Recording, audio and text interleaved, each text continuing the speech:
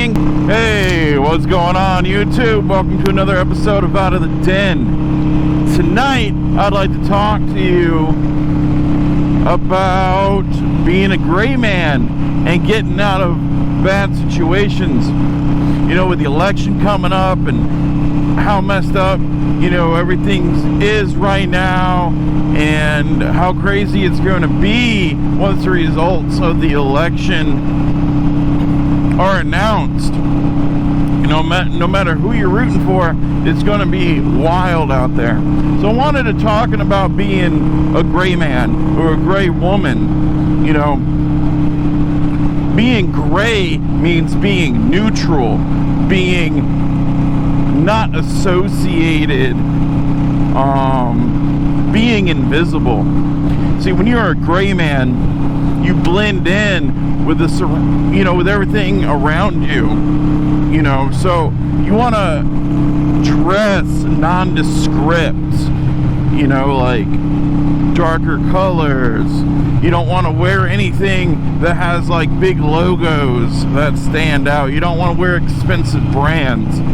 You know, you don't want, you know, gun stickers being on your car. You know, you just want to be like plain Jane or plain Joseph. You just don't want to stick out. You don't want, you know, if you carry a weapon, you don't want those weapons, you know, showing. You don't want to wear like that nifty high-speed tactical backpack. You know, just, you know, have stuff that's not going to stick out. So if you find yourself in like the middle of a riot or a looting spree or a protest and things are getting heated and dangerous, you know, you don't want to be sticking out and being targeted. You want to be neutral. You want to be invisible. And, you know, so let's just say you work in, you know, let's see, I live here in Virginia. So let's just say I worked in like downtown Richmond. And due to the results of the election, it was just a massive protest and riots started, and you know, it was just very dangerous for me to try to leave the city. You know, so I'm gonna throw on some extra clothes I had in my vehicle. You know, they're just nondescript, plain Jane clothes, and I'm just gonna try, you know, the roads are blocked, I'm gonna just try to hoof it out of town on my feet, or at least get away from the dangerous areas. But in order to do that, I need to blend in. Of course, I'm gonna have a gun on me. I'm gonna have, you know, all the supplies I carry in like a bug out bag, you know, but they're going to be in a bag that's nondescript, you know. And if I walk into a like I come around the corner and there's a bunch of looters, protesters or whatever there, and they, you know, they're chanting fuck the police, I'm going to start chanting fuck the police, even though I'm very pro law enforcement, you know, because I don't want to get into a confrontation unless I absolutely have to and it's not avoidable. You see, it's all part of being gray. And then you also want to have like an A, B, and C, like escape plans. Like obviously your A plan is going to be getting out as quickly and safely as possible in your vehicle. But if you can't get to your vehicle, you're going to want to have a couple routes planned out on foot. And you're going to want to go, you know, after work, you know, I would go and, you know, just run through my A, B, and C plans and routes just to get a feel for them.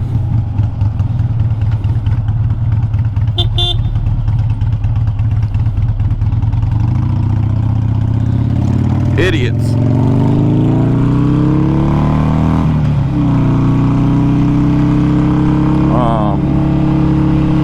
Sorry about that. Let's get back on topic. Yeah, being gray is definitely very important. You don't want to be that guy, you know, in a big jacked up pickup truck, you know, letting everybody know that you love guns and love Trump, driving through an anti-Trump protest. That's a no-go. Very, very bad news for you. And we've all seen the videos of what happens. And even, you know, even people that, you know, are neutral, you know, not being gray isn't a guarantee that you're going to stay safe.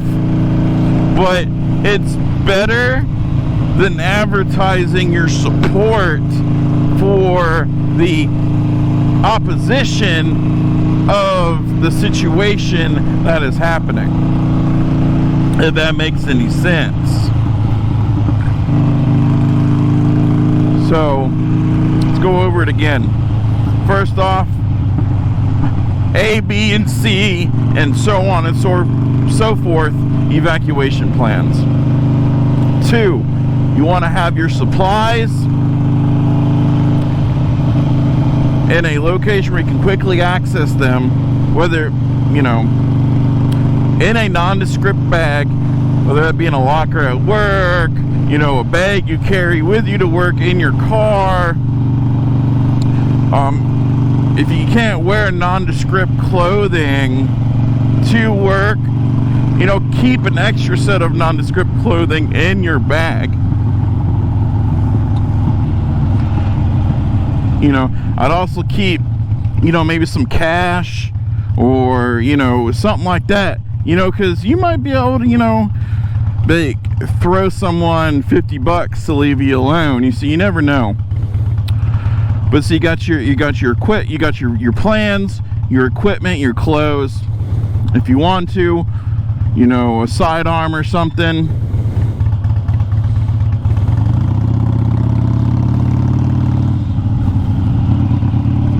Hey, friends. And then you don't want any identifying marks that put you on that opposition side. You want to be invisible, you want to be neutral. You got to blend in with the crowds. And like I said earlier, you know, if there's a chant that's going on, you know, you start chanting that chant until you're out of that situation, because it only allows you to blend in further.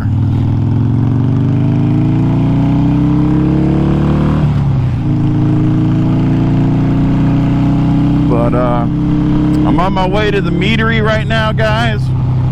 So hopefully within the next couple weeks I'll have some more footage dealing with the meadery, maybe making some meat or something like that. But you all have a great night. Stay safe. Later.